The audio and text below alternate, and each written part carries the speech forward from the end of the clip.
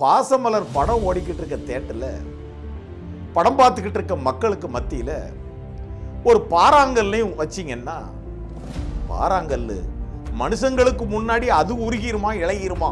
இன்டர்வலுக்கு முன்னாடியே உருகிருச்சுன்னா இன்டர்வலுக்கு பிறகுதான படத்தினுடைய மிகப்பெரிய காவிய மேட்ரு. பாசமலர் படத்தினுடைய அந்த உச்சக்கட்ட காட்சி, அண்ணன் தங்கை பாசத்தினுடைய உச்சம், பாசமலர் படத்தினுடைய கிளைமேக்ஸ் காட்சி ஏன் இன்று வரை பேசப்படுகிறதுன்னு கேட்டா, அதுல தங்கச்சிக்கு ஒரு வசனம் வரும். அண்ணன் சிவாஜிக்கு கண்ணு தெரியலன்னு தெரிஞ்ச உடனே, அண்ணா அண்ணா உங்க கண்கள் எங்கேன்னா, வைரங்களுக்கு மேல் ஜொலிக்கக்கூடிய உங்க கண்கள் எங்கே, விரோதிகளையும் வசீகரிக்கக்கூடிய உங்க கண்கள் எங்கேன்னு சொல்லி அவர்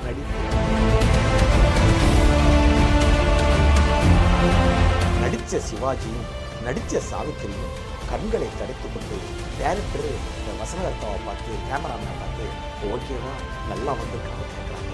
எல்லாரும் அழுதுகிட்டு இருக்காங்க. ஓகேன்னு சொன்னாங்க. ஆள் இல்லை, டைம் இல்லை, அழுதுகிட்டு இருக்காங்க. ஆனா வசனகர்த்தா ஆரூர்தாஸ் ஒரு குண்டத்துக்கு போட்டாரு.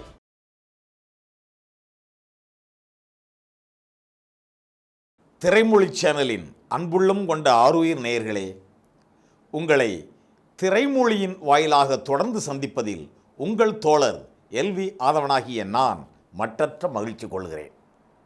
இன்னைக்கு மிகுந்த நெகிழ்ச்சிக்குரிய ஒரு வீடியோ பதிவு பாருங்க. திருவாசகத்திற்கு உருகாதார் ஒரு வாசகத்திற்கும் உருகார் என்று சொல்வார்கள். பாசமலர் என்கின்ற படம் அதுவும் ஒரு திருவாசகம் தானே. பாசமலர் படம் பார்த்து உருகாதவர்கள் வேறு எந்த படம் பார்த்து உருகி விடுவார்கள்? பொதுவாக சொல்லுவாங்க, பாசமலர் படம் ஓடிக்கிட்டு இருக்க தியேட்டரில் படம் பார்த்துக்கிட்டு இருக்க மக்களுக்கு மத்தியில் ஒரு பாறாங்கல்லையும் வச்சிங்கன்னா, பாறாங்கல்லு மனுஷங்களுக்கு முன்னாடி அது உருகிருமா இழகிருமா? இன்டர்வலுக்கு முன்னாடியே உருகிருச்சுன்னா இன்டர்வலுக்கு பிறகுதான படத்தினுடைய மிகப்பெரிய காவிய மேட்ரு. அதற்கு மீத பாறாங்கல் இருக்காது. அப்படிப்பட்ட படம். அப்போ பாசமலர் படத்தினுடைய அந்த உச்சக்கட்ட காட்சி, அண்ணன் தங்கை பாசத்தினுடைய உச்சம். பாசமலர் படத்தில் ஆரம்பத்திலிருந்து ஒவ்வொரு காட்சியுமே காவியம்தான். அதுலேயும் அண்ணன் தங்கச்சி உச்சக்கட்ட காட்சி, ரெண்டு பேரும் சேர்ந்து உருகுவாங்களே, மருகுவாங்களே, காவியமும் காவியம். அண்ணனாக நடிகர் திலகம், தங்கையாக நடிகையர் திலகம். பாருங்க, நடிகர்களுக்கெல்லாம் இவர் தான் திலகம், அவர் தான் அண்ணன். நடிகையர்களுக்கெல்லாம் இவர் தான் திலகம், இவர் தான் தங்கச்சி. ஆக இருபெரும் நடிப்பின் இமயங்கள் ரெண்டு பேரும் இணைஞ்சு ஒரு காட்சியில் தோன்றினா, அதுலேயும் பாசமலர் உச்சக்கட்ட காட்சியில் காவியம்தான் அது.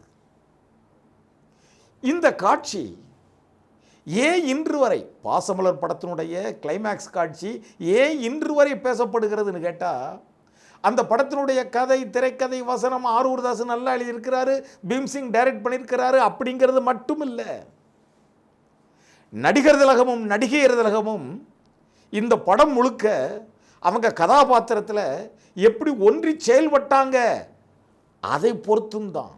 அதுலேயும் இந்த கிளைமேக்ஸ் காட்சி ஞாபகம் இருக்கா? கைவீசம்மா கைவீசு, அந்த காட்சி ஞாபகம் இருக்கா? சிவாஜி கணேசனும் சாவித்திரியும் சந்திக்கின்ற, சிவாஜி கணேசனுக்கு ஒரு மகன், சாவித்திரிக்கு ஒரு மகள், சின்ன மகன் சின்ன மகள், இவங்க 4 பேரும் சந்திக்கின்ற பாசமலர் கிளைமேக்ஸ் காட்சி ஞாபகம் இருக்கா? இந்த காட்சியில் நடிப்பதற்கு முன்னால் இந்த கிளைமேக்ஸ் காட்சியினுடைய வசனத்தை வசனகர்த்தா ஆரூர்தாஸ் சிவாஜி கணேசன் அவர்கள்ட்ட வாட்சி காமிச்சிட்டு, இதுதாயா நடக்க போகுது அப்படின்னு சொன்ன உடனே சிவாஜிக்கு நெருப்பில் வெந்த கண்கள், மேக்கப். மிகப்பெரிய பணக்காரனாக இருந்தவர் இன்னைக்கு பிச்சாதிபதியை விட கேவலமா கிழிஞ்ச கோட்டு, அந்த உடையோட அவர் அப்படி அலங்கரித்து விட்டுருக்காங்க. உடையும் ஒப்பனையும் அப்படி இருந்தால் போதுமா? தன் உள்ளத்தையும் அவர் அப்படியே பரிமாறிக்கொண்டதால் அந்த உடை, ஒப்பனை, இவரது உள்ளம், சிவாஜி கணேசனுடைய முகம் பார்ப்பவங்களுக்கெல்லாம் பரிதாபம் வர்றது மாதிரி அப்படியே இருக்கு. இப்போ கிளைமேக்ஸ் டேக் போகிறாங்க. அப்போ சிவாஜி சொல்லியிருக்காரு, எப்பா இந்த இந்த விரிப்பில், இந்த மேட்டில் நான் இப்படி மல்லாக்க படுத்திருப்பேன் இல்லையா, நான் மல்லாக்க படுத்திருக்கேன். நீங்கள் லைட்டிங் எல்லாம் பண்ணுங்க, நீங்கள் ஷூட்டிங் ரெடி ஆகுங்க, நான் பாட்டுக்கு படுத்திருப்பேன். நீங்கள் ரெடி டேக்குன்னு சொன்னால் நம்ம டேக் பேரெல்லாம் சாவித்திரிட்டி சொல்லிடுங்க. ஆனால் நீங்கள் டேக் போகிறதுக்கு முன்னாடி பாருங்கள், சிவாஜி கணேசன் கூடிய நடிகன் சொல்கிறாரு, இந்த காட்சியில் நீங்கள் டேக் போகிறதுக்கு முன்னாடி தயவு செய்து என்னை யாரும் தொந்தரவு பண்ணாதீங்க, என்கிட்ட யாரும் நெருங்கி வராதிங்க. இந்த படத்துடைய வசனகர்த்தா ஆரூர் தாஸ் என் பக்கத்தில் வந்து ஏதாவது சொல்லட்டும், இந்த படத்தினுடைய டைரக்டர் பீம்சிங் என் பக்கத்தில் வந்து ஏதாவது சொல்லட்டும். ஆனால் இந்த சிவாஜி ஃபிலிம்ஸில் இருந்து இந்த செக்கில் கையெழுத்து போடு, அந்த பேப்பரில் கையெழுத்து போடு, அந்த அவர் ஒன்றை பார்க்க வந்திருக்காரு, இந்த இவர் ஒன்றை பார்க்க வந்திருக்காரு, அண்ணன் டீ சாப்பிட்றீங்களா, காப்பி சாப்பிட்றீங்களா, மோர் சாப்பிட்றீங்களா, இந்த மாதிரி ஆட்கள் யாருமே என் பக்கத்தில் வராதிங்க, தயவு செய்து என் மூடை கெடுத்துறாதீங்க, நான் இப்போவே நடிக்கிற மூடில் தான் படுக்க போகிறேன் அப்படின்னு சொல்லி படுத்துடுறார். அப்போ எந்த அளவிற்கு அந்த காட்சியை உள்வாங்கி தன் உடம்பில் ஒவ்வொரு அணுவிலும் நடிகர் திலகம் நடிக்க போகிற அந்த கதாபாத்திரத்தை ஏற்றுக்கொண்டார், இரண்டரை கலந்து விட்டார். டேக் இனிமேத்தான் போக போகிறாங்க.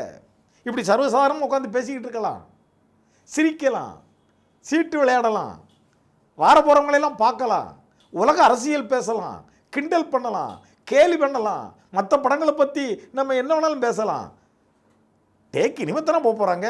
ஆனால் நடிகர் திலகம் அதற்கு முன்கூட்டியே அந்த மூடை வரவழைச்சிக்கிட்டு இப்போவே அவர் நடிக்க தயார்ந்த லெவலில் அப்படியே ஒரு கிட்டத்தட்ட ஒரு செத்து போன பிண்டமா உயிரோடு படுத்திருக்காரு. தன்னுடைய தங்கச்சி வந்து சந்திக்க போகிறா. அந்த காட்சிக்காக செட்டில் ஒரே நிசப்தம். சிவாஜி பக்கத்தில் யாருமே போகலை. அங்கங்கே லைட்டிங் வேலை, போக்குவரத்து நடந்துக்கிட்டு இருக்கு.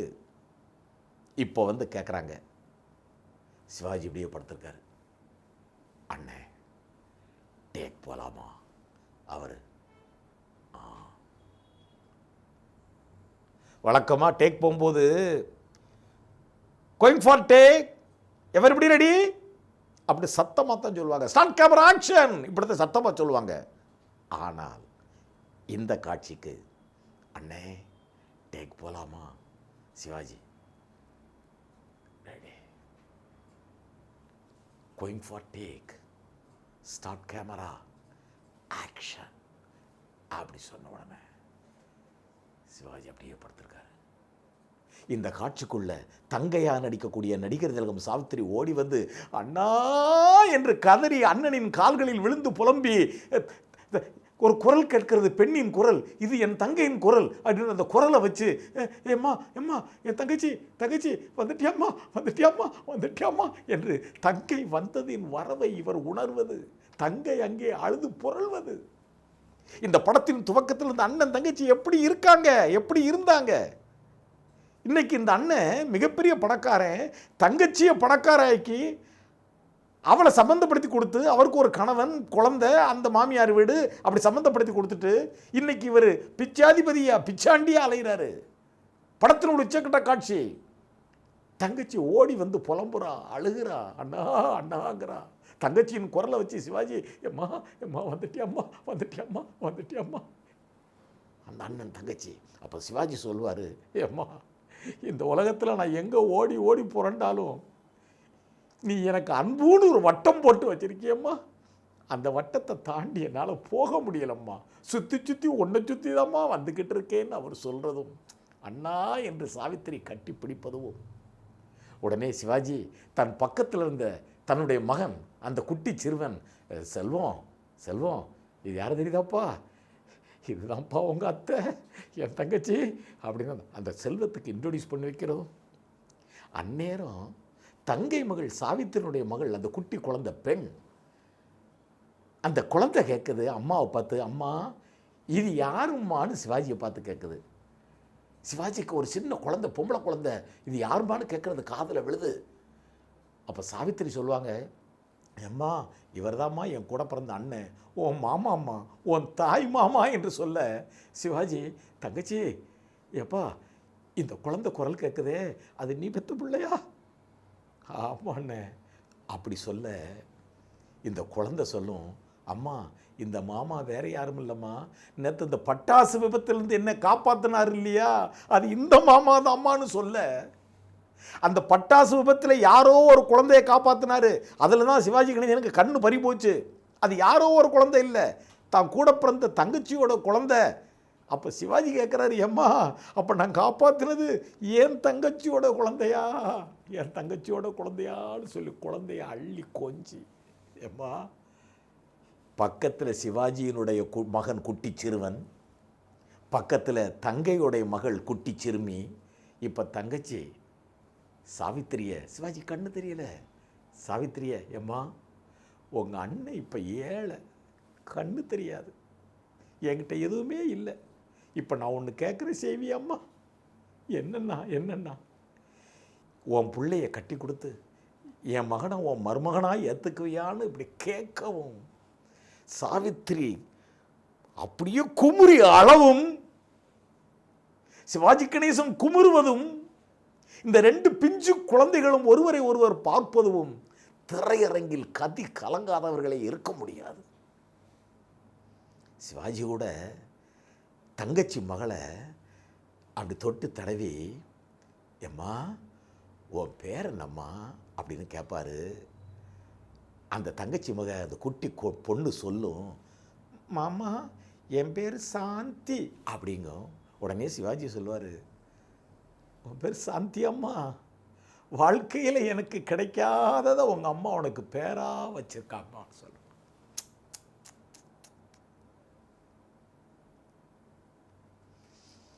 பாசமலரில் இந்த காட்சி வெண்திரையில் ஓடிக்கொண்டிருக்கும் போது இதயத்தை கல்லாக்கி வைத்திருந்தவன் கூட கரைந்து விடுவான்.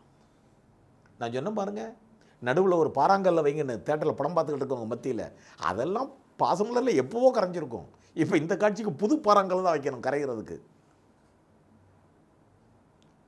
இப்படி ஒரு பாசக்காவியம், இப்படி ஒரு அற்புத காவியம் இனிமே கிடைக்குமா? கிடைக்கும். எப்போ? பழையபடியும் பாசமலர் படத்தை பார்க்க வேண்டியது. அதனால தாங்க சில படங்கள் படம் ரிலீஸ் ஆகி 6 மாதத்துக்கு பேசப்படும், சில படங்கள் 1 வருஷத்துக்கு கூட பேசப்படும், சில படங்கள் 10 வருஷத்துக்கு கூட பேசப்படும். ஆனால் பாசமலர், இந்த பாச காவியம் நாம் நமது வாழ்நாளெல்லாம் பேசிக்கொண்டிருக்கலாம். இந்த உச்சக்கட்ட காட்சி இதை பேசுகிறாங்க. அதில் தங்கச்சிக்கு ஒரு வசனம் வரும். அண்ணன் சிவாஜிக்கு கண்ணு தெரியலன்னு தெரிஞ்ச உடனே, அண்ணா அண்ணா உங்கள் கண்கள் எங்கேன்னா, வைரங்களுக்கு மேல் ஜொலிக்கக்கூடிய உங்கள் கண்கள் எங்கே, விரோதிகளையும் வசீகரிக்கக்கூடிய உங்கள் கண்கள் எங்கேன்னான்னு சொல்லி அவர் நடிக்க, அவர்கள் இருவரும் உருக, நெகிழ்ச்சி பொங்க, டேக் காட் முடிகிறது. இவ்வளவு அற்புதமாக நடிச்சு கொடுத்துருக்காங்க அந்த அருமையான காட்சியை. இப்போ உடனே நடித்த சிவாஜியும் நடித்த சாவித்திரியும் கண்களை தடைத்து கொண்டு டைரக்டரு வசனகர்த்தாவை பார்த்து, கேமராமேனை பார்த்து, ஓகேவா நல்லா வந்திருக்கான்னு கேட்குறாங்க. எல்லாரும் அங்கே அழுதுகிட்டு இருக்காங்க. ஓகேன்னு சொல்ல அங்கே ஆள் இல்லை, டைம் இல்லை, அழுதுகிட்டு இருக்காங்க. ஆனால் வசனகர்த்தா ஆரூர்தாஸ் ஒரு குண்டத்துக்கு போட்டார்.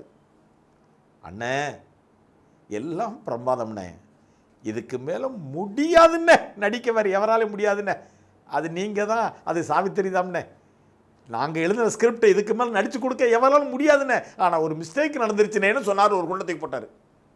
எல்லோரும் என்னன்னாங்க. ஏன்னா எமோஷனல் காட்சியை திருப்பி ரீடேக் நடிக்கிறதுக்கு சாதாரண விஷயம் இல்லை, திரும்ப அதே மாதிரி வராது. வேறு எந்த காட்சியை வேணாலும் நீங்கள் ரீடேக் பண்ணிக்கலாம், திரும்ப திரும்ப நடிக்கலாம். முன்னதை விட பின்னது டேக் வந்து இம்ப்ரூவ் ஆகக்கூட வாய்ப்பு இருக்குது. ஆனால் அந்த எமோஷன் அப்படிங்கக்கூடிய இது மாதிரியான காட்சிகள் முதல் முறையாக நடிக்கும் போது என்ன வருதோ அதுதான் உச்சமாக அமையும். எல்லாரும் மிரண்டு போய் நிற்கிறாங்க, எல்லாரும் உருகி போய் நிற்கிறாங்க. வசனகர்த்தா ஆரூர்தாஸ் இல்லைன்னா அதில் ஒரு மிஸ்டேக் இருக்குன்ட்டார். அவருமே சூப்பர்ன்ட்டார். என்னப்பா மிஸ்டேக்குன்னு கேட்டால், தங்கையாக நடித்த நடிகர் திலகம் சாவித்திரி அவர் பேச வேண்டிய வசனத்தில் ஒரு வார்த்தையை மாற்றிட்டார். ஆக்சுவலாக எழுதப்பட்ட வசனம் என்னென்னா, சிவாஜிக்கு கண் தெரியலை என்று தெரிந்தவுடன் தங்கை குமுறி போய் எமோஷனில், அண்ணா வைரங்களை விட சொலிக்கும் உங்கள் கண்கள் எங்கே. வைரிங்க வார்த்தைக்கு பதிலாக எமோஷனில் நடிச்சுக்கிட்ட சாவித்திரி வைரி அப்படிங்கக்கூடிய வார்த்தைக்கு பதிலாக விரோதிகளையும் வசீகரிக்கும் உங்கள் கண்கள் எங்கேன்னு கேட்டாங்க. நல்லா புரிஞ்சுக்கோங்க. வைரத்திற்கு மேலாக ஜொலிக்கும் உங்கள் கண்கள் எங்கே, வைரிகளையும் வசீகரிக்கும் உங்கள் கண்கள் எங்கே. இதுதான் சாவித்திரி சொன்னது. வைரங்களுக்கு மேலாக ஜொலிக்கும் உங்கள் கண்கள் எங்கே, அது கரெக்டு. வைரிகளுக்கு பதிலாக விரோதிகளையும் வசீகரிக்கும் உங்கள் கண்கள் எங்கேன்னு மாற்றி சொன்னதுனால இது ஒன்று தான் மிஸ்டேக் ஆகி போச்சுன்னு சொல்ல, எல்லாரும் நல்லா வந்திருக்கே, இதை திருப்பி ரீடேக் போகலாமா, போனால் சரியாக வருமா, எப்பேற்பட்ட காட்சி, ரெண்டு பேரும் உயிரை கொடுத்து நடிச்சிருக்காங்களே, அந்த ரெண்டு குட்டி குழந்தைகளும் அற்புதமாக நடிச்சிருக்கே. ஆரூர்தாஸ் என்னையா இப்படி சொல்லிட்டேங்க. இல்லைங்க, அந்த வைரிங்க வார்த்தை அதுக்கு விரோதின்னு சொன்னது எனக்கு ஒரு கஷ்டமாக இருக்குண்ணே. இப்போ எல்லாரும் சிவாஜி கணேசன் கூட சொல்லிட்டாராம், எப்பா ஆரூராம் வைரி விரோதி கிட்டத்தட்ட ரெண்டு மீனிங் ஒன்று தானப்பா அப்படின்னு சொல்ல சாவித்திரி விடலையாம். நடிகர் திலகம் சாவித்திரி சொல்லியிருக்காங்க, இல்லை இல்லை ப்ளீஸ் யாரும் காம்ப்ரமைஸ் ஆகாதீங்க, இது நாம் பண்ண தப்பு, வசனகர்த்தா ஆரூர்தாஸ் சொல்கிறது கரெக்டு. ஏன்னா அந்த இடத்துல விரோதிங்கிறதை விட வைரிங்கிறது அந்த வார்த்தை அலங்காரம், அந்த வைரம் வைரி அப்படிங்கிறது நல்லா இருக்குது, நான் பழையபடி அதை சொல்லிடுறேன்னு சொல்ல, சரி சாவித்திரியே கேட்கும்போது ரீடேக் போகணும், சரி போகலாம், சிவாஜியே சொல்கிறாராம், ரைட்ப்பா ரீடேக் போங்கப்பான்னு சொல்லி பழையபடியும் அவர் அதே இடத்துல போய் அப்படி படுக்கிறார். இப்போ பழையபடி ரீடேக், ஸ்டார்ட் கேமரா ஆக்ஷன். பழையபடியும் காட்சி முதல்ல இருந்து இவர் படுத்திருக்கிறாரு. தங்கச்சி ஓடி வந்து அழுகிறாங்க, தங்கச்சி குரல் கட்டி என் தங்கச்சிங்கிறாரு, இந்த தன்னுடைய மகனை பேச வைக்கிறாரு. தங்கச்சி மகளைத்தான் காப்பாற்றி இவர் நேற்று பட்டாசு விபத்தில் காப்பாற்றுனதுங்க தெரிஞ்சுக்கிட்டாரு. இந்த வசனமெல்லாம் போய் பழையபடியும் அதே வசனத்தை சாவித்திரி அந்த வைரங்களுக்கெல்லாம் மேலாக ஜொலிக்கும் அந்த வசனத்தை பேசி இந்த தடவை வைரிகளையும் வசீகரிக்கும் கண்கள் எங்கே. சரியா சொல்லிட்டாங்க. நடிப்பு முடிஞ்சு வச்சு கட். எல்லாரும் அசந்து போய் நிற்கிறாங்க. சிவாஜி கண்ணை தொடச்சிக்கிட்டு வராரு, சாவித்திரி கண்ணை தொடச்சிக்கிட்டு வராங்க. இப்போ ஆரூர்தாஸும் பார்க்குறாங்க. டைரக்டர் ஓகேன்ட்டாரு, கேமராமேன் ஓகே, நடிகைகளுக்கு மற்றவங்க சொல்லத்தாலும் தெரியணும் எமோஷன் சீனு. இப்போ ஆரூர்தாஸ் சொல்லியிருக்காரு, வசனத்தை சரியாக சொல்லிட்டீங்க, ஆனால் முதல் டேக்கில் வந்த எமோஷன் ரெண்டாவது டேக்கில் கட் ஆயிடுச்சு. நீங்கள் வசனத்தை கான்சன்ட்ரேட் பண்ணதுனால சாவித்திரி அவர்களே நீங்கள் எமோஷனை விட்டீங்க, அது மாதிரி இல்லை ஆனால் நல்லா தான் இருக்குன்னு சொல்ல, சாவித்திரி கேட்டிருக்காங்க பழையபடியும், இன்னொரு டேக் போனால் போயிடுவோம், படத்தில் மிக முக்கியமான காட்சி என்று சொல்ல அனைவரும் திருவென்று விழிக்கிறார்கள். ஏன்னா இவங்களுக்கு அது முதல்ல எடுத்தது அது சூப்பராகிடுச்சு. சிவாஜி கேட்குறாரு, என்ன பீம்பாய்னா பீம் சிங்கை சிவாஜி பீம்பாய்னு தான் கூப்பிடுவார் டைரக்டரை. என்ன டைரக்டர் பீம்பாய், என்னையா ஆர்வம் இப்படி சொல்கிறான், ரீடேக் போயிடவா என்று கேட்க, இப்பொழுது டைரக்டர் பீம்சிங் சொல்கிறார், இல்லைண்ணே முதல்ல எடுத்த டேக் சூப்பர்ண்ணே, அண்ணே அது அப்படியே இருக்கட்டும்ண்ணே என்று சொல்ல, சிவாஜி சாவித்திரியை பார்க்க, சாவித்திரி சிவாஜியை பார்க்க, எல்லோரும் ஆரூர்தாஸை பார்க்க, ஆரூர்தாஸ் அப்படியே செஞ்சுக்கலாம், முதல் டேக்கே வச்சுக்கலாம்னு சொல்ல, இப்போ நீங்கள் படம் ஓடிக்கிட்டு இருக்கும்போது பார்த்தீங்கன்னா இவங்க முதல்ல எடுத்தாங்க பார்த்தீங்களா, அந்த டேக் ஓகே ஆகி அதுதான் படத்தில் கனெக்ட் ஆகி, இந்த வைரி விரோதிங்கிறதெல்லாம் அவங்களுக்கு தானே தெரியும், படம் பார்த்துக்கிட்டு இருக்க நமக்கு என்ன தெரியும். ஆனாலும் அந்த வசனத்தை நம்ம அக்செப்ட் பண்ணி இப்பவும் பாசமலரில் இந்த உச்சக்கட்ட காட்சி வெண்திரையில் ஓடிக்கொண்டிருக்கும் போது நம்மளால் கைதட்ட முடியாது. நம்ம தான் அப்படியே உறைஞ்சு போய் உட்காந்துருப்போம், எங்கே போய் கைதட்ட. இப்படிப்பட்ட ஒரு பாசமலர் காவியம், அண்ணன் தங்கை காவியம், அது இன்று வரை காவியமாக மிளறுவதற்கு பல பேருடைய உழைப்பு காரணம். ஆனால் நடிகர் திலகம் அவர்களும் நடிகர் திலகம் அவர்களும் அந்த கதாபாத்திரத்தின் மீது அவர்கள் கொண்டிருந்த அந்த காதல், அந்த ஈடுபாடு, அந்த தியாகம், தொழில் செய்யும் போது ஒரு டிவோஷன் இருக்கணும், ஒரு சாக்ரிஃபைஸ் இருக்கணும். அந்த அண்ணன் தங்கையாக நடித்த நடிகர் திலகமும் நடிகையர் திலகமும் அந்த டிவோஷன், அந்த சாக்ரிஃபைஸ் பண்ணதுனால தான் இன்றைக்கும் நம்ம பாசமலரை பேசிக்கிட்டு இருக்கோம். இதற்கு நிகரான ஒரு காவியம் இதுவரை வரல, இனிமேலும் வராது என்று நாம் தீர்மானத்தோடு அறுதியிட்டு கூறுகிறோம். அதில் ஆதங்கமும் படுகிறோம். ப்ளீஸ் சப்ஸ்கிரைப் பண்ணுங்கள், ஷேர் பண்ணுங்கள், லைக் பண்ணுங்கள். நன்றியுடன் உங்கள் தோழர் எல்வி ஆதவன்.